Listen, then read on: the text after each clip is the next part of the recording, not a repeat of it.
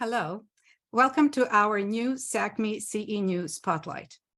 This program is meant to highlight the innovation in our members' CPD programs. And I'm delighted to be joined today by a group of leaders from the Center for Addiction and Mental Health in Toronto, Canada. My name is Mila Kostic, and I'm happy to be able to moderate this conversation. So I would like to welcome Dr. Sophie Soklaridis, Dr. Sanjeev Sockalingam, and Ms. Asha Maharaj. Welcome, all three. Before we start our conversation, let me spend a couple of minutes just trying to introduce you properly. Let me introduce Dr. Sophie Soklaridis first. She is a senior scientist at the Center for Addiction and Mental Health. She is an associate professor at the Department of Psychiatry and the Department of Family and Community Medicine at the Tamari Faculty of Medicine at the University of Toronto, as well as a scientist at the Wilson Center for Research in Education. Sophie is the Canadian lead and a core faculty member for the Master of Health Science Education in Ethiopia through the Toronto Addis Ababa Academic Collaboration. Her research takes a critical sociological approach on the issues of power, identity, and relationships.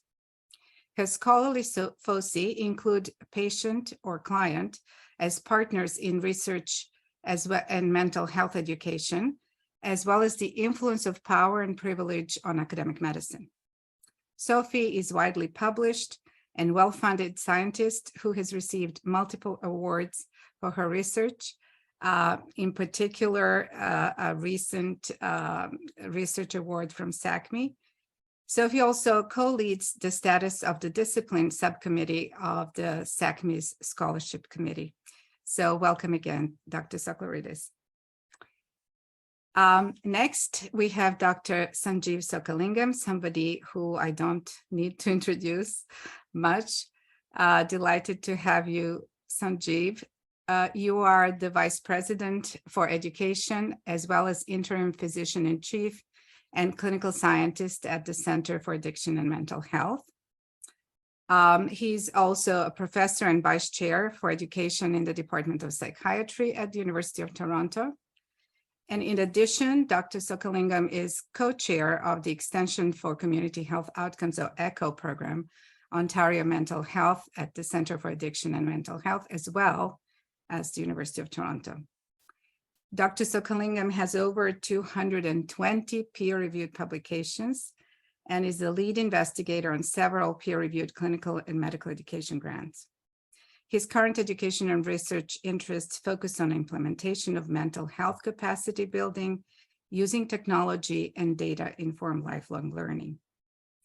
Dr. Sockalingam also co-leads the status of the discipline subcommittee of the Scholarship Committee of SACME, and so I want to welcome you, Sanjeev.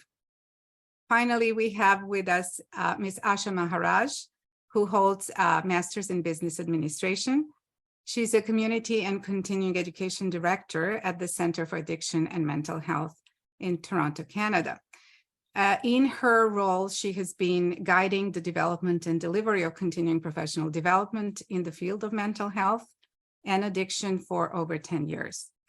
Her approach to CPD involves a commitment to competency-based interprofessional design and delivery of education that features the voices of family and patients with lived experiences. Asha is an active member of the Society for Academic Continuing Medical Education and has had many roles. She's currently the chair of Research Projects and Awards Committee and a member of the Scholarship Program and Program Committees. She was also chair of the program committee that led the planning and implementation of the 2021 virtual annual meeting. So welcome all three. And so we have structured this informal, formal conversation around 3-4 basic areas. We would love to hear about the leadership structures in your organization that you can introduce. We'd like to talk a little bit about, in general, how you are organized, and then talk about the data-informed activities and utilization in your institution, and focus on some specific innovations that you are proud of in your program. And then, so because we have such a wonderful group of researchers, I know that research is going to find its way into this discussion. And so let's start with the leadership questions. So in essence, how would you describe, maybe Sanjeev, we can start with you, the leadership and governance structure in the Academic Health Science Center you are part of? And in what ways is this structure integrated within the center, or the Academic Medical Center? So for example, what working relationships have you developed with other operation units to promote collaboration and ultimately the CPD mission of your institution? And how were these relationships established? How are they maintained? If you can just tell us a little bit more about that. Go ahead. Thanks, Mila. So happy to talk a bit about our leadership structure at the Center for Addiction and Mental Health. For us, CPD is situated within our education department, within our Academic Health Sciences Center. CAMH is the largest mental health teaching hospital in Canada, one of the largest globally, and our CPD program has a range of programs. We train approximately 40,000 healthcare providers, either in our hospital, province, nationally, or internationally each year. And so with that, we've been very fortunate to think about and expand on our structure within our relationship with both the University of Toronto, which is our academic center, and then our hospital at the Center for Addiction and Mental Health. And so we have a few things that are really helpful for that. One is that we train all 200 psychiatry residents at some point in our hospital, and so that brings the faculty in, our trainees, to think about the structures for CPD. We also have CPD committees that are so closely knit with CAMH between the university and the hospital. So for example, we have CAMH staff or faculty members who are part of the Department of Psychiatry CPD committee. And so there's alignment in thinking about programming and strategy. And then we also have members from CAMH on the Temerity Faculty of Medicine. That's our bigger Faculty of Medicine CPD committee. So these structures are really helpful to think about synergies in our work as well. And then the last part is we're one hospital in Toronto. It's a little different than perhaps in the United States. We are one hospital affiliated with the University of Toronto, but there are many other academic health sciences that are also partnered with the same university. And so we have a network called the Toronto Academic Health Sciences Network, and there's an education committee where the vice presidents of education or the directors of medical education kind of come together to look at shared initiatives, alignment, and partnership. So we are really linked on that. And the last part would be our structure also is our simulation center is accredited by the Royal College of Physicians and Surgeons of Canada. And so we have that great partnership. So you can see at a national, regional, and then at a local level, we have a lot of these cross-pollination and structures that really help us build and maintain that relationship together. Thank you. That's wonderful. Is this something that was established a long time ago, or is this a newer? Great. It's a great question, Mila. I think some of these things in terms of our affiliation were longstanding. Some of the things where we've had this cross-pollination between CPD committees has been a result of years of relationship building, but also some of the more recent kind of projects and initiatives that our leadership across our education department have been involved with. And you'll hear a bit more about that from Asha and Sophie, but these are things that have grown over time. And I would say the Toronto regional piece and the Royal College piece, the Toronto regional piece has probably been more fulsome since the COVID-19 pandemic, where a lot of things brought us together, whereas the Royal College and our Sim Center is a very new partnership that we've been fortunate to expand on. Wonderful, wonderful. Thank you. Thank you for that. So let's look at the questions that come often from our readers and listeners, and they have to do with the various infrastructures that we see across medical centers, medical academic centers. And so if you could talk a little bit more about your organization in infrastructure for CPD, and how is your program specifically, how is your program financially financed and supported? So maybe Asha, you could tell us about that. Thanks, Mila. So we have mixed methods of financing for maintaining our infrastructure. Some of our work is core funded because some of our services directly support the organization. You'll hear us often talk about TIDES, our trauma-informed de-escalation, education for safety and self-protection. That is our patient and safety training, and that would be an example of something that is core funded. Other activities are revenue generating. So we do a lot of continuing professional development around mental health and addictions capacity building. And that is done in a revenue generating capacity, often in partnership with other organizations. And Sophie, I'll hand it over to you to talk a little bit about our grant funding. Yes, Sharon, Mila, you brought up research, and definitely it will be embedded through this entire interview because we also pursue grant opportunities to fund initiatives and to further scholarship on mental health education. And we do that through our partnerships with our provincial government and other Ontario and Canadian partner organizations. Being part of the University of Toronto, we're very, very fortunate. We have several pilot funding opportunities around education research in general, and that's where we can apply for funding to do CPD research in particular. And we also have support through our partners for larger grants to help move those pilot funds forward, to help scale up. And so, for example, we have medical education research grants through our partners with the Royal College of Surgeons of Canada, especially SACME. We have the Manning Grant opportunity, which is extremely important in terms of, again, scaling up the work that we get to do through our pilot project. And now we even have the Paul Masmanian Grant for the early career researchers through SACME. So again, very, very fortunate to have these opportunities. In Canada, we have two main funding agencies. We have the Canadian Institutes of Health Research, and we have the Social Science and Humanities Research Council. And they provide opportunities to advance the scholarship of researchers who, again, are a bit more advanced in their programs of research and have identified themes or programs.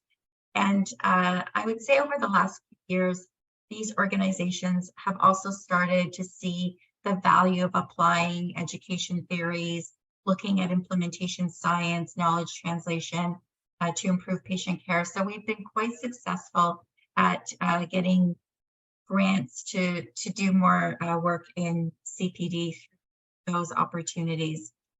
And within our hospital in particular, we have an education research collective. And this is our research unit for education, research, and scholarship.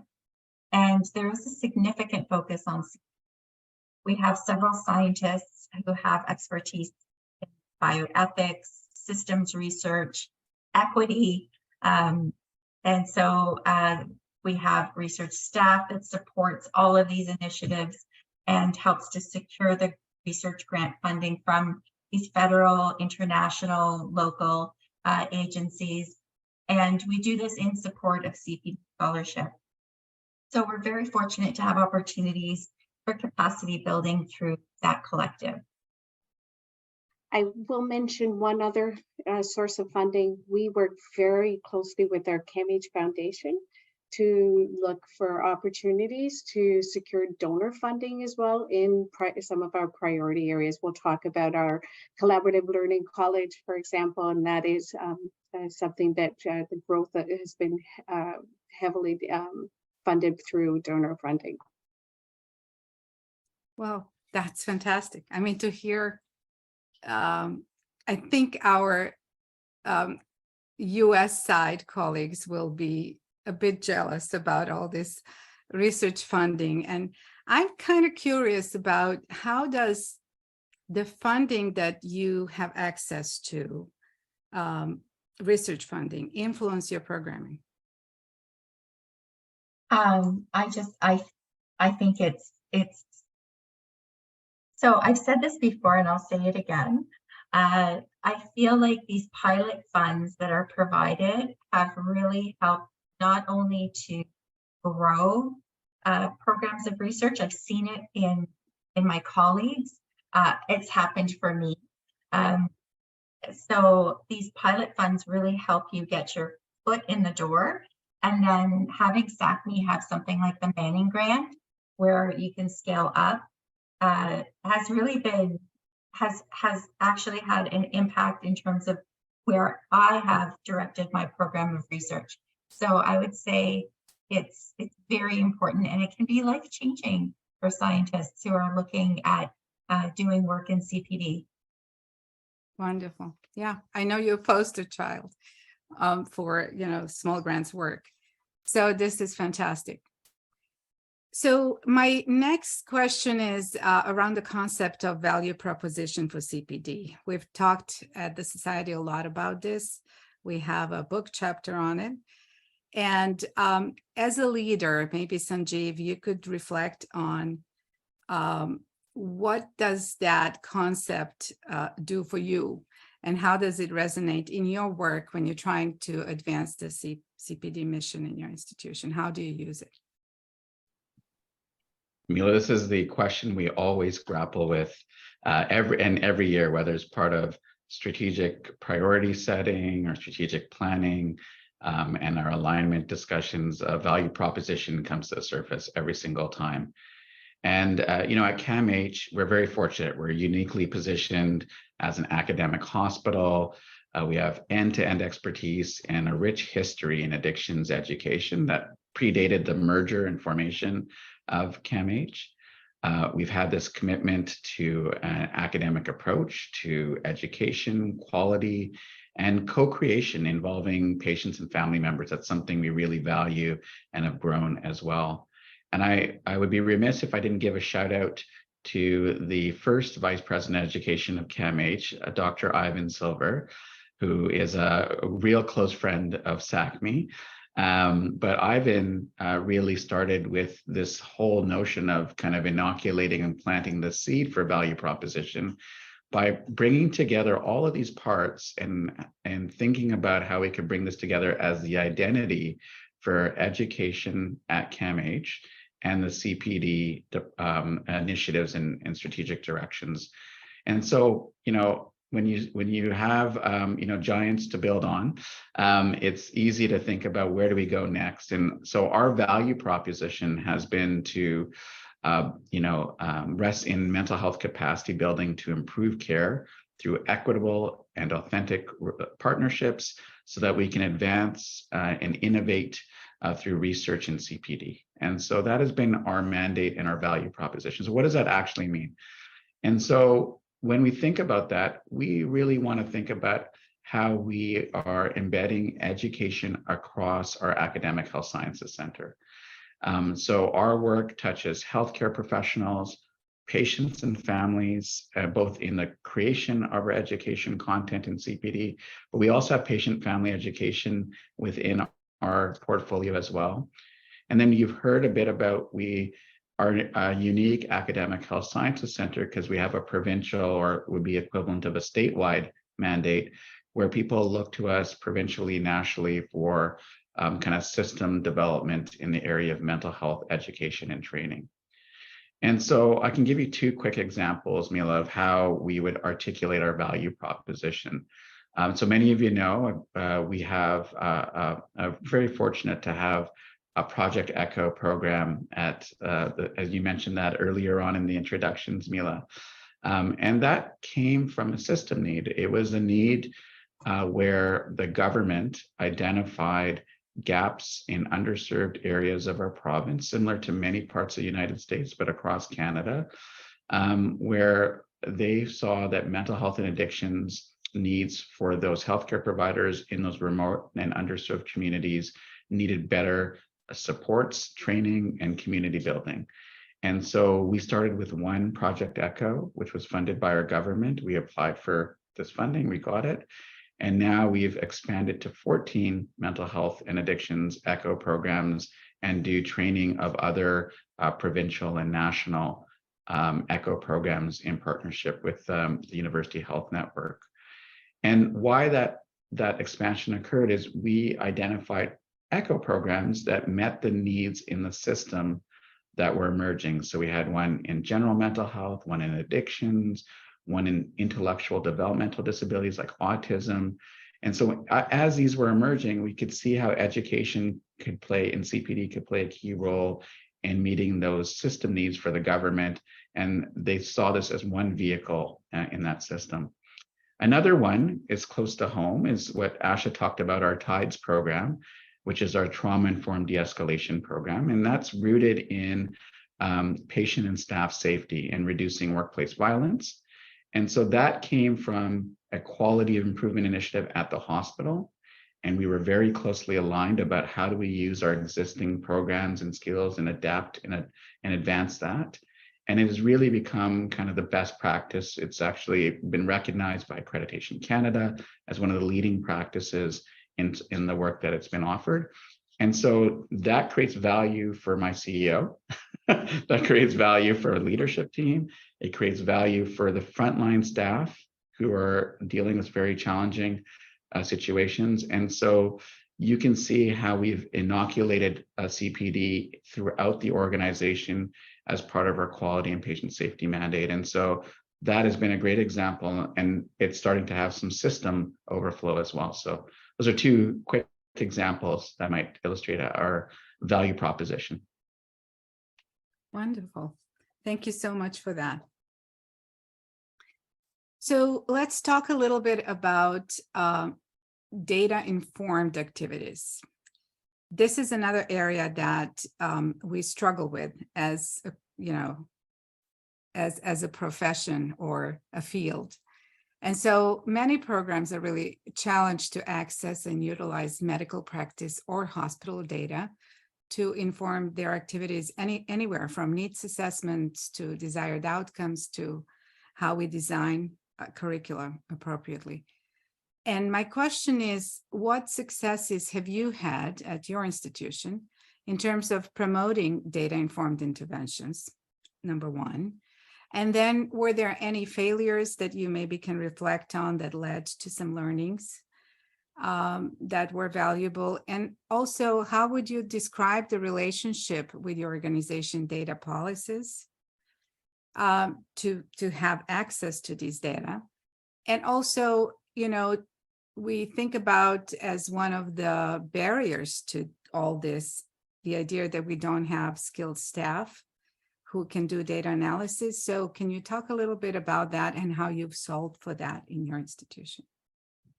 So my first disclaimer is we don't have all these solutions, but we are working at it. And I think, as you know, this is near and dear to my heart, especially because it's been a program of research with David Wilger that we embarked on in terms of data-informed learning. And there are a lot of barriers out there that have caused us to think about how do we actually tackle this in our own environments.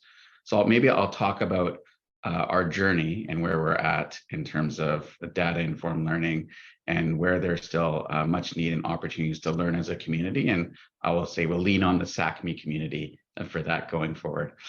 So I think, again, as you highlighted so well, that CPD and using data and getting access to data so that we can drive our CPD for practice improvement and change is really the holy grail of what we all want to achieve in CPD.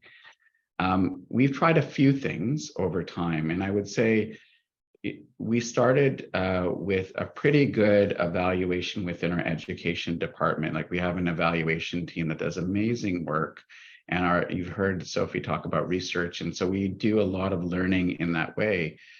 The challenge is bringing in all the pockets of different types of research, or sorry, evaluation, excuse me, into related to education into one repository. That's always a big challenge. And then two is, how do we get patient and provider data so that we can look at that link to outcomes? And so that is always the big challenge. And sometimes it's infrastructure, sometimes it's trust, people's experience and expertise. Those are usually some of the common barriers. So we've started with a few structural things, and I'll talk really briefly about that. One is, we started to think about, can we get access to all kinds of data? So we have quality of care committees that review data on patient safety incidents. And we've made headway in the sense that our simulation medical director is a core member of that actual committee. They're part of that review committee with the sole purpose of identifying themes from these reviews and looking at that data as part of that committee to identify the needs for our CPD programs for our Academic Health Sciences Center that could address in a timely manner, and simulations are often one of the tools that we use, some of those quality improvement and patient safety issues. That comes back to the value statement. It brings the value right away and really closes that loop to show, again, a different type of data set that we might be able to build out in terms of CPD programs. We talked about our TIDES program, but it was part of this massive strategy called Safe and Well at CAMH. And in that, we had our quality improvement teams, performance improvement, who collected dashboards and data on workplace violence, restraints, and some of the other measures related to practice improvements that were being done by the teams that were being trained. And we, in a thoughtful way of aligning with that hospital strategy, was a way to start to work through some of the challenges of linking these databases together. And we actually were able to show, obviously, we can't say education alone caused all these, because it's much more than education. But education, I remember David Price's comment at the SACME annual meeting, we'll take credit wherever we can. But education was one component within a multi-component intervention that had, policy work, procedures, algorithms, tools that really help to reduce restraints, reduce workplace violence at various times. It still ebbs and flows in different parts of the hospital, but we use that data to think about where do we need to focus a bit more training or other interventions. And so that is a way in which we've tried to work through some of those common data sets. And I'll say the last one is a really exciting one. Asha, Maharaj, and Branka Ajic, who are presented at SACME before, are co-leading one of our initiatives called Education Integration at CAMH. And that is a committee that has brought together all types of education, organizational development, some of our provincial outreach programs, our internal quality initiatives, to really think about how do we capture, first of all, the education interventions, the whole range, in ways in which we're using standardized evaluation. How do we get the data coming in so we actually know our collective effort as a CPD or education department? And then how can we use that data to inform, needs assessments, link on some certain outcomes where we have common outcomes, and use new types of data. And so what this has led is we've standardized some of our evaluation metrics. We are working with our Kremble. We have a Kremble Center for Neuroinformatics, which has AI engineers, and we have a data engineer, which we have in our CPD department that is working with theirs to create a centralized database that we can put this repository together. Because again, to your point, Mila, we never had that expertise in our department. So we had to hire and build a community of practice for it. And then the third part is we collect all this qualitative data on practice change, intent to change practice, feedback. We are looking with some of our scientists who have looked at natural language processing to see if we can build algorithms to go through the copious amounts of qualitative data so that we don't have our team members combing through to try to find those themes? Can we use technology as a way of trying to inform our education programs, but also their impact? So those are kind of ways in which we can start to think about that. But it does require thinking outside the box a little bit for us, and who we might need to partnership on that with that as well. Thank you so much for describing your journey, Sanjeev, in data utilization.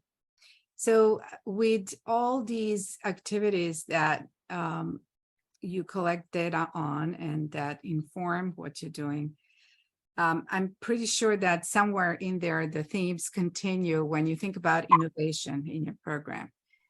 And maybe we can start with, if you can think of some examples of some activities or interventions or longitudinal activities that you consider to be an innovative types that successfully achieve CPD program at your institution.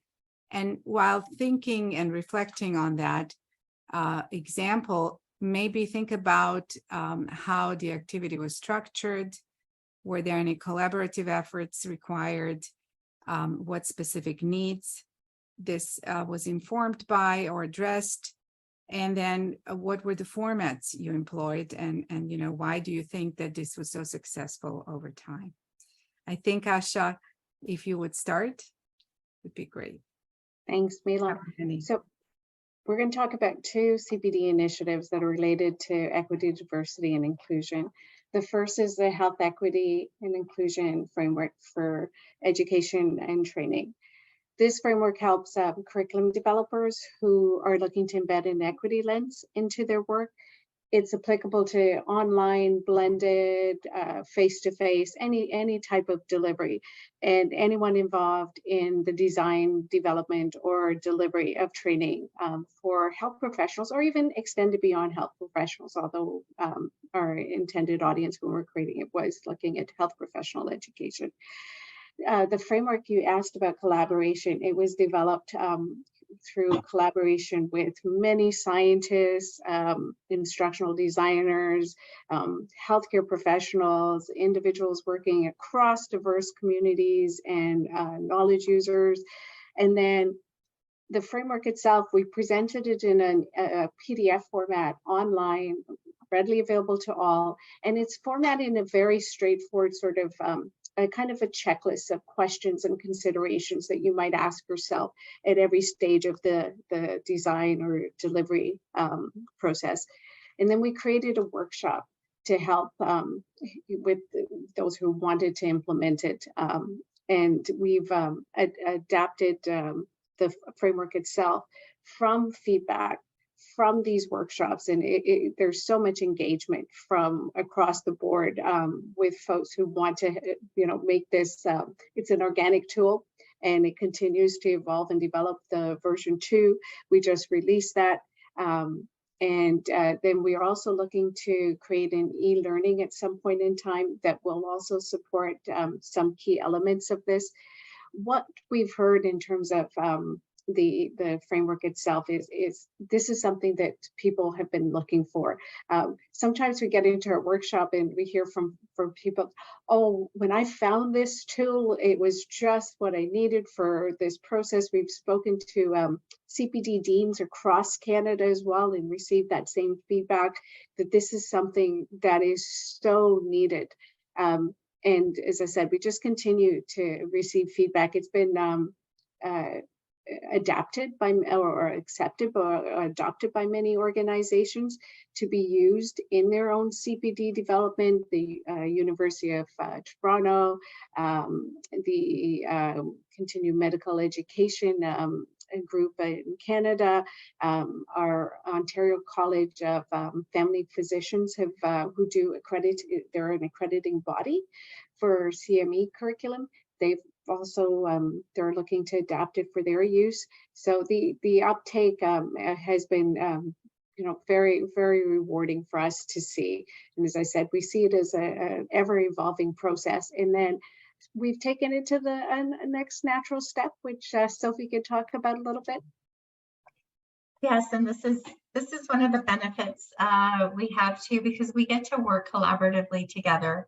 And so Dr. Branka Ajic, who led the development of the framework that Asha just spoke about, is also helping us develop a framework that is looking at helping physician leaders to embed structural competency in their education curriculum to inform systems change. So this initiative was actually, again, started off as a very modest environmental scan that was funded by SACME. And it was looking at how equity, diversity, and inclusion is taught and evaluated in physician leadership programs. We narrowed in on physician leadership programs because it was a pilot. We needed to just keep it a bit narrow, but I would imagine that our results are fairly transferable and generalizable in that the concepts of EDI are not actually well described in physician leadership programs. And so if there's a desire to increase diversity in academic leadership, doing that through leadership programs may not be the best approach, given that most of the programs, at least from what we could find, did not have a lot of information about structural competencies, how to change the status quo, and really like issues around equity and diversity inclusion. And so we took the findings from our environmental scan, which were recently published, and we applied to the Royal College of Physicians and Surgeons of Canada, and we received funding to develop a framework to help guide leaders to embed structural competency in their education curricula. So that we are still in the process of developing the framework. We have an advisory committee to, again, advise on what goes into the framework, which is about 8 people on that advisory committee. We have a large research team that includes both national and international collaborators. And we imagine we will have a similar process for the format we'll be deploying to share our framework. Wow. Wow. Congratulations. That is amazing, achievement on both frameworks. So congrats. I have to ask, I'm assuming you have implemented the framework in what you do in your activities, your programs. And so where do you find the biggest rewards or biggest successes in doing that in terms of outcomes, the change that you have seen? Anyone really? I guess the DI framework is something that's operational at this point, right? Yes, we have implemented it within our education team and across all of our programming. We've implemented it across CAMH, as Sanjeev mentioned. We have other groups that are doing education activities as well. It's interesting. I kind of answers another question you might ask me a little later about challenges. It's very rewarding work looking at how to implement these concepts into every aspect of our work, from where we're starting planning all the way through to doing evaluation. It takes time to do it, right? Whereas you want a delivery cycle or a development delivery cycle to be as efficient, or you're trying to hit certain deadlines. This is one of the things we're finding. We have to pause, and we will often, especially when you engage authentically with that lived experience voice, you will get asked questions or things will come up and you have to think, oh, I think we need to go back a few stages. So it's definitely meant additional processes for us. But as you said, the work, for example, we do a conference on opioid use that was provincial, is now sort of national. And when we applied these principles to our planning last year, it was the first time that we had like 1/3 of our presenters were people with lived experience. So when you look at that and you think about that and the impact, and you read through the evaluations and trying to change that a little bit, the frame of reference, it is very rewarding, but that process was not easy, and we had hiccups along the way, and we got called in a few times about your processes are not inclusive here or there, and we had to make adjustments. So we're learning so much as we go, but it certainly has challenged some of our standards and processes. Wonderful. Thank you, Asha, for that. Would anyone else like to add anything? If not, before we say goodbye to you, if each of you would think about sort of in general, or as specific ways as you'd like to, looking into the future. So what might be the biggest challenges, but also the opportunities for your program? And I think you've already said many things related to, where you're heading, but maybe take the time to be specific. So perhaps I could start us off. I love talking about challenge and opportunity. I think I've thought about at least 4, and I think they are incredible opportunities for CPD, as in terms of shifting our priorities and looking at how we can enhance clinician wellness. That's going to be something that we've thought about before. However, understanding how the pandemic and other emerging public health crises have shifted those priorities, I think will be very important, and helping to develop a response to increasing clinician burnout and overall social injustices to healthcare. Again, related to the COVID-19 pandemic, I think that we've seen different types of learning environments grow and emerge. So we have our hybrid or high flex learning that we're all kind of grappling with how to do this well, and also the use of other platforms and social media. So again, real opportunities to look at how we could study the effectiveness of these kinds of learning. Are we still learning in the same way? Is it still effective? Does the learning stick? Is it going to be long term?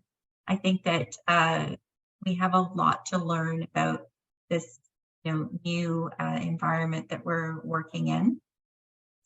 Sanjeev talked about the growing use of AI and machine learning in medical education. I think that's going to be both a challenge and an opportunity, because it will require us to think outside of the disciplines we normally collaborate with, and look at collaborating with people who are in computer science, engineering, data, people who do work with data management, in totally different ways. So how we intersect with those other disciplines to look at ways to improve the healthcare system, I think will be a real opportunity, especially in terms of including providers, patients, and family members, and looking at their experience with healthcare.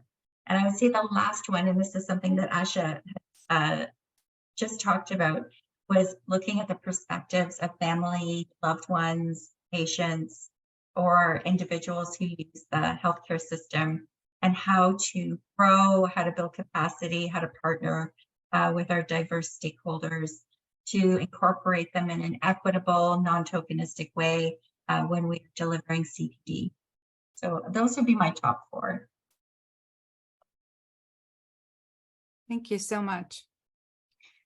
Would either I can go next. Go ahead, please. And your question about the implementing the health equity inclusion framework is one of the challenges that we welcome, but it is, I mentioned earlier, it certainly is not easy and does require extra time and resources. The other thing we've realized is the pandemic has really changed how our learners prefer or even able to take in information. Just, with all the healthcare shortages, the effects of the pandemic. So what we're finding is that we have to rethink how we structure our courses. As a matter of fact, we're talking about blowing up and out our program offerings to look at how we create different learning pathways that might actually better meet the needs of users. Because one of the things we definitely heard is, I want what I want when I want it, and in a format that is as concise and as easy. I want to be able to listen to things as a podcast maybe, or watch a video rather than the text heavy way that, academic medical education might have been presented in the past. So that is definitely something that we're looking at. We've also been doing a lot of work with things like virtual reality in our simulation center, which is so interesting and is so cool in so many ways, but also comes with its own challenges. And when you think about inclusivity and everything else, even technical challenges, so definitely meeting the needs, which I think have become more complex, and I think learners are asking for more and asking for things in certain ways. So that is definitely one of the things that we see, but we think it gives us the opportunity to be a little more creative. Wonderful. Thank you, Asha. And Sanjeev?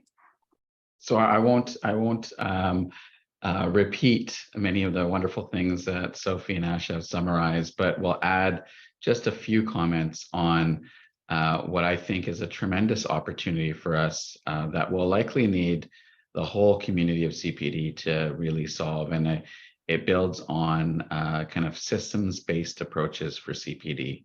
So, and I'll come back to our last SACME annual meeting and David Price's model that everyone has quoted, which I think is a nice model that has evolved over time, but really speaks to how, if we are going to connect CPD and embed it in a system where it is fully aligned with practice and improvement in patient outcomes, really we need to bring in a more diverse team and areas of expertise.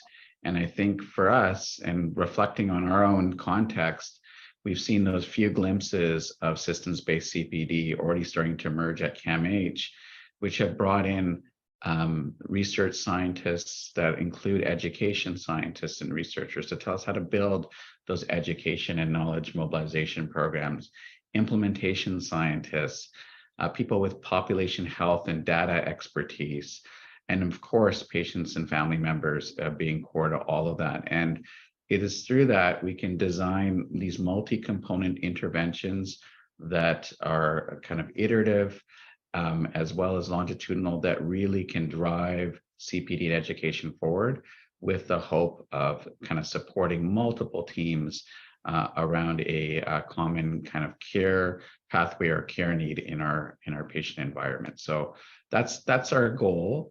And I think we're just starting to build all those partnerships to really start to do this in different areas with a whole host of kind of learning as we go through research and evaluation as part of this.